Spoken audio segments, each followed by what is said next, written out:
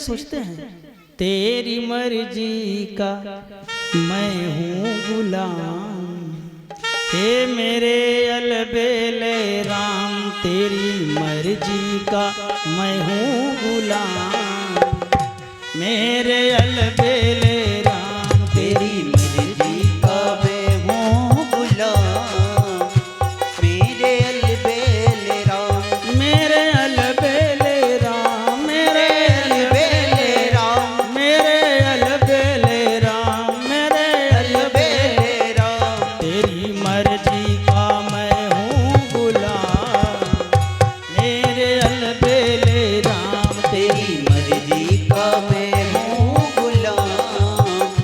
मेरे अलबेले राम, तेरी मर्जी का मैं हूँ गुलाम। मेरे अलबेले राम।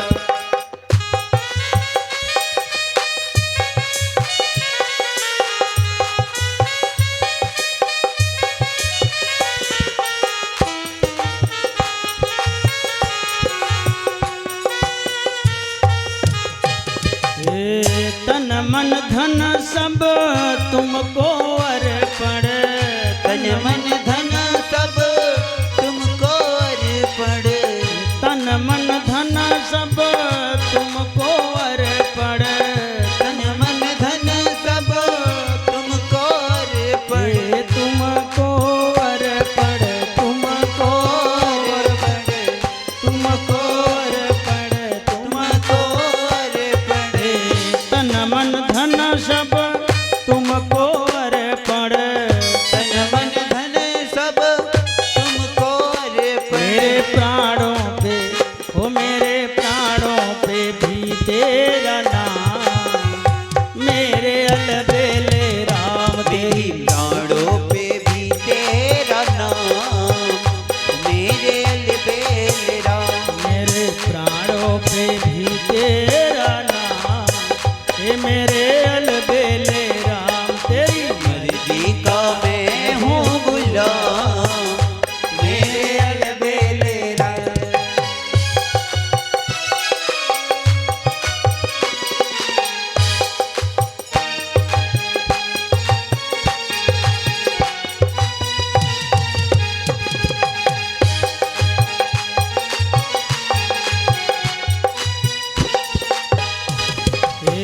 थक भी गया हूँ मैं चलते चलते।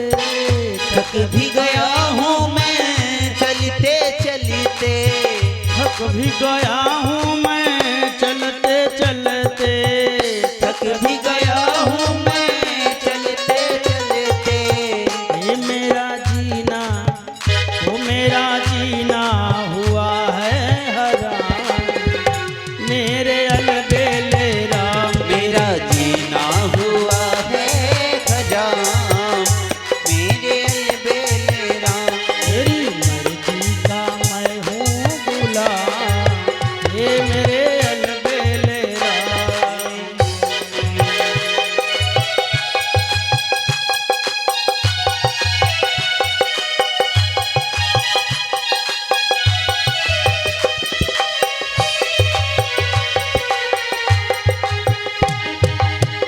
हूँ गुलाम, तेरे अलबेले राम, तेरी मर्जी का मैं हूँ गुलाम।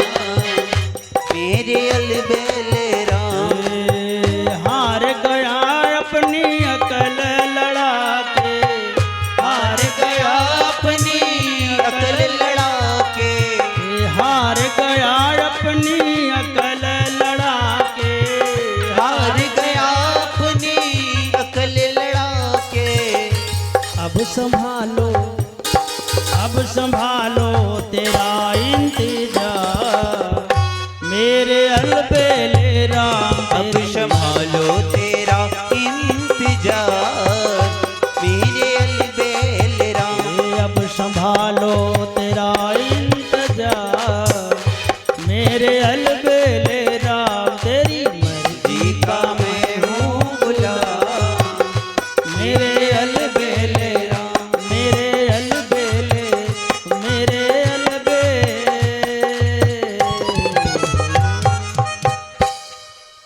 प्रारंभ में हमने निवेदन किया था, इच्छा छोड़ दीजिए, दुख मिट जाएगा। ब्राह्मण से कौआ बन गए, कोई इच्छा नहीं है। राम जी की यही इच्छा, ठीक है। और प्रणाम किया महात्मा को, दंडवत करके काक ने जमीन में लेट के चरण में प्रणाम किया और हर्षित होके उड़ा। तो ऋषि को झटका लगा, अरे मैं साधु महात्मा हूं, मुझे क्रोध नहीं करना चाहिए था और मैंने क्रोध किया। और ये जीव देखो कितना सुधर गया है, ये इसको श्राप दिया मैंने, फिर भी ये चला जा रहा है प्रसन्न होके, कोई शिकायत नहीं, रोया भी नहीं, क्षमा भी नहीं मांगा, हाथ भी नहीं जोड़ा कि गलती हो गई, ये आपने क्या कर दिया, ऐसा कुछ नहीं। तो महात्मा प्रसन्न हुए, बुलाया, इधर आ बेटा, लौट, देख मुझसे गलती हो गई, मुझे क्रोध नहीं करना चाहिए था। प्रभु आपकी कृपा भी हमारे लिए कृपा है, क्रोध भी हमारे लिए कृपा है। तब उन्होंने कहा देखो श्राप तो दे दिया, कौआ बना दिया, लेकिन एक वरदान दे रहा हूं इष्टरा, जब चाहेगा तो दूसरा शरीर बना सकता है। कौआ के बजाय मोर बनना चाहे तो मोर बन जाओ, गरुड़ बन जाओ, हंस बन जाओ, मनुष्य बन जाओ, देवता बन जाओ, किन्नर, कुछ भी बन सकते हो, जो बनना चाहो बन सकते हो। सुविधा हो गई ना कि अब तुम ब्राह्मण बनना चाहते हो तो कौआ का शरीर छोड़ दो, ब्राह्मण बन जाओ, और जब तक मन कहे ब्राह्मण बने रहो, हमको कोई दिक्कत नहीं। और तुमको वरदान दे रहा हूं, क्योंकि मैंने श्राप दिया है ना, उसको सुधार रहा हूं थोड़ा। क्या वरदान दे रहा?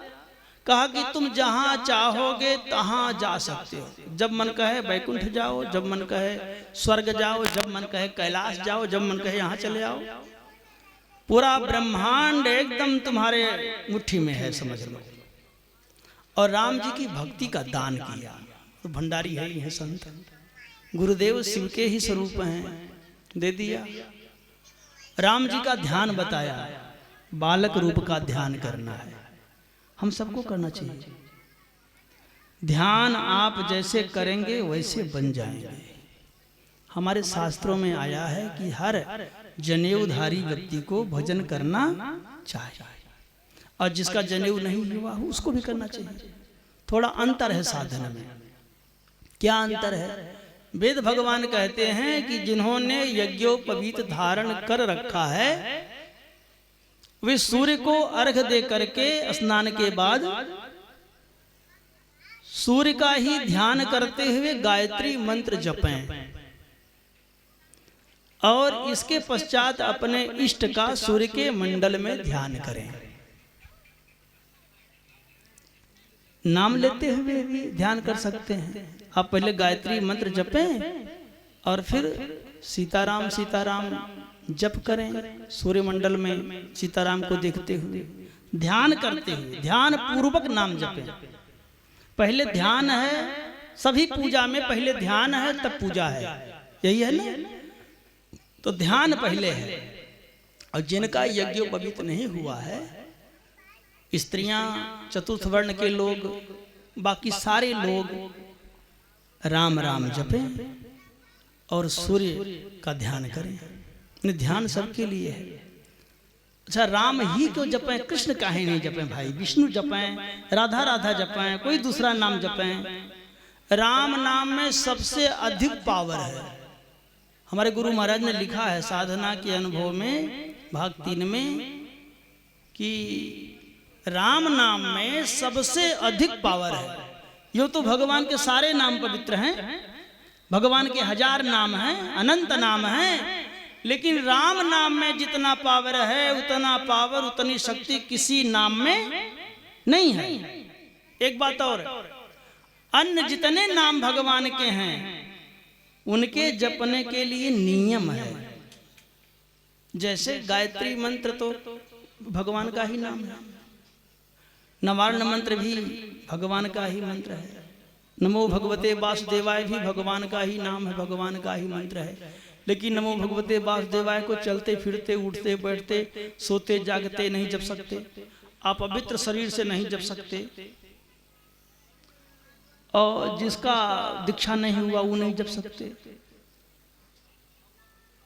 वेद के मंत्र को शूद्र नहीं जप सकते, स्त्रियां नहीं जपना चाहिए, बच्चे नहीं जप सकते, नुकसान करेगा, देह गर्म हो जाएगा, पागल हो जाएंगे।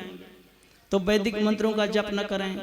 आजकल त्र्यंबकम यजामहे गाना की तरह बजता है और लोग गाना की तरह उसको गाते भी हैं, बड़ा दोष है। वेद के मंत्र को सबको नहीं जपना चाहिए। तो सब जप का नियम है, लेकिन राम नाम ऐसा मंत्र है कि इसको बालक भी जप सकता है, वृद्ध भी जप सकता है, स्त्री भी जप सकती है, वैश्य शूद्र ब्राह्मण ठाकुर सब जप सकते हैं, मलेच्छ जप सकते हैं, चांडाल जप सकते हैं, और सब अवस्था में जप सकते हैं।